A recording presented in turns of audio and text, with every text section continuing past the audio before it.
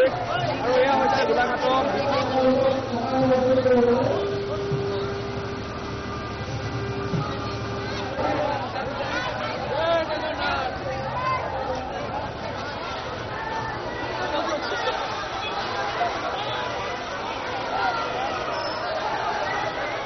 শ্ৰী শ্ৰী জগন্নাথ ৰথ যাত্ৰা 2024 গোলাঘাট আড়ম্বৰপূৰ্ণভাৱে গোলাঘাটত দ্বিতীয় বাৰ্ষিক শ্ৰী শ্ৰী জগন্নাথ ৰথ যাত্ৰাৰ মহা আয়োজন হৰে কৃষ্ণ নামসত্ৰ সংঘ গোলাঘাটৰ উদ্যোগত আড়ম্বৰপূৰ্ণভাৱে গোলাঘাটৰ মাজমজিয়াত জগন্নাথ ৰথ যাত্ৰাৰ আয়োজন মই দেখুৱাইছো দ্বিতীয় বাৰ্ষিক জগন্নাথ ৰথ যাত্ৰা উদযাপন সমিতিৰ এই মাহেন্দ্ৰখেন এই মহেন্দ্ৰ আয়োজন আজি গোলাঘাটৰ মাজমজিয়াত এই ৰথ যাত্ৰাৰ পবিত্ৰ চকা আগবাঢ়িছে মই আপোনালোকক দেখুৱাই যাবলৈ যত্ন কৰিছো এনেধৰণেৰে গোলাঘাটৰ মাজমজিয়াত আয়োজন কৰা ৰথ যাত্ৰাত বহু লোকৰ সমাগম উদযাপন সমিতিৰ সাধাৰণ সম্পাদক আছে কথা পাতিম যে এই মাহেন্দ্ৰক্ষণ মহান আয়োজন গোলাঘাটত দেখিছো দ্বিতীয়বাৰৰ বাবে হয় গোলাঘাটত এইবাৰ শ্ৰী শ্ৰী ৰথ যাত্ৰা আয়োজন কৰা হৈছে ৰথ যাত্ৰা ভাগিত প্ৰায় ৩০,০০০ অধিক লোকে ইয়াত অংশগ্ৰহণ কৰিছে আৰু আমি খুব আনন্দিত স্বতঃস্ফূৰ্তভাৱে জাতি বৰ্ণ ভাষা ধৰ্ম নিৰ্বিশেষে সকলো ইয়াত ওলাই আহিছে খুব সুন্দৰভাৱে আজি জগন্নাথৰ প্ৰভুৰ আশীৰ্বাদ ল'বলৈ সকলোৱে ইয়াত উঠি পৰি আহিছে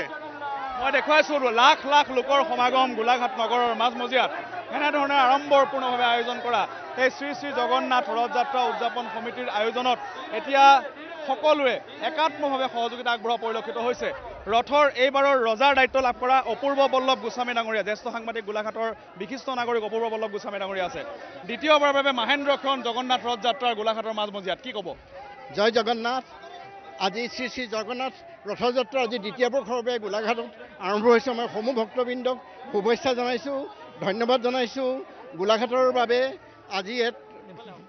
এক ইমানখিনি ভক্তৰ সমাৱেশে আচলতে আমাকো আহ্লাদিত কৰিছে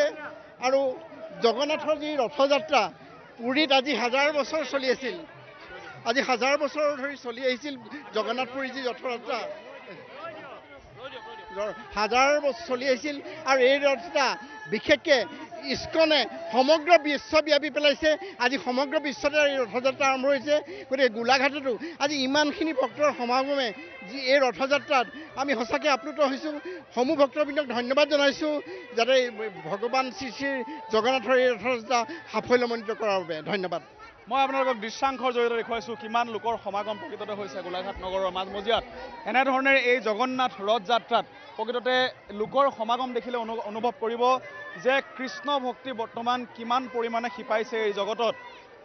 জগন্নাথৰ প্ৰতি ৰাইজৰ ভক্ত কেনেধৰণৰ সেয়া গোলাঘাটৰ এই পৰিৱেশ দেখিলে আপোনালোকে অনুমান কৰিব আৰু এনেধৰণে আয়োজন কৰা এই জগন্নাথ ৰথ যাত্ৰাই এক পবিত্ৰ ক্ষণৰ সৃষ্টি কৰিছে গোলাঘাট নগৰৰ মাজমজিয়াত এক পবিত্ৰ পৰিৱেশৰ সৃষ্টি কৰিছে গোলাঘাট নগৰৰ মাজমজিয়াত এই মাহেন্দ্ৰ ক্ষণৰ সাক্ষী হৈ ৰৈছে গোলাঘাটৰ প্ৰতিগৰাকী লোক প্ৰতিগৰাকী কৃষ্ণ ভক্তগণ হৰে কৃষ্ণ নামসত্ৰ সংঘৰ প্ৰতিগৰাকী বিষয়ববীয়া আৰু শ্ৰী শ্ৰী জগন্নাথ ৰথ যাত্ৰা উদযাপন সমিতি 2024 দ্বিতীয় বাৰ্ষিক এই জগন্নাথ ৰথ যাত্ৰা উদযাপনত এনেধৰণৰ লোকৰ সমাগমে এই কথাই এক প্ৰকাৰ সূচাইছে যে কৃষ্ণ ভক্তিয়ে এতিয়া সমগ্ৰ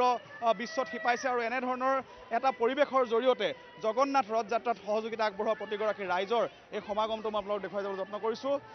প্ৰভু জগন্নাথ প্ৰভু বলভদ্ৰ মা সুভদ্ৰাৰ এই পবিত্ৰ ৰথ যাত্ৰা ইতিমধ্যে গোলাঘাট নগৰৰ মাজমজিয়াত আগবাঢ়িছে আৰু 7ৰ পৰা 15 জুলাইলৈ আয়োজন কৰা এই জগন্নাথ ৰথ যাত্ৰা 15 তাৰিখে অন্ত পৰিব সমগ্ৰ বিশ্বজুৰি সমান্তৰালকৈ গোলাঘাটৰ মাজমজিয়াতো 15 জুলাই তাৰিখে প্ৰকৃততে উভতনি ৰথ যাত্ৰা আৰম্ভ হ'ব উভতনি ৰথ যাত্ৰাৰ লগে লগে এই মাহেন্দ্ৰক্ষণৰ অন্ত পৰিব বাকী 7টা দিন গোলাঘাটৰ সুভাষ কলনীত প্ৰকৃততে অন্যান্য পূজা অৰ্চনা নাম কীৰ্তন ইত্যাদি চলিব এনেধৰণৰ আড়ম্বৰপূৰ্ণ আয়োজন দ্বিতীয় বাৰ্ষিক গোলাঘাট জগন্নাথ ৰথ যাত্ৰা উদযাপনৰ হৰে কৃষ্ণ নামসত্ৰ সংঘ আৰু দ্বিতীয় বাৰ্ষিক জগন্নাথ ৰথ যাত্ৰা উদযাপন সমিতিৰ এই ব্যাপক আয়োজনত এতিয়া স্বতঃস্ফূৰ্তভাৱে সঁহাৰি গোলাঘাটবাসীৰ ৰাইজৰ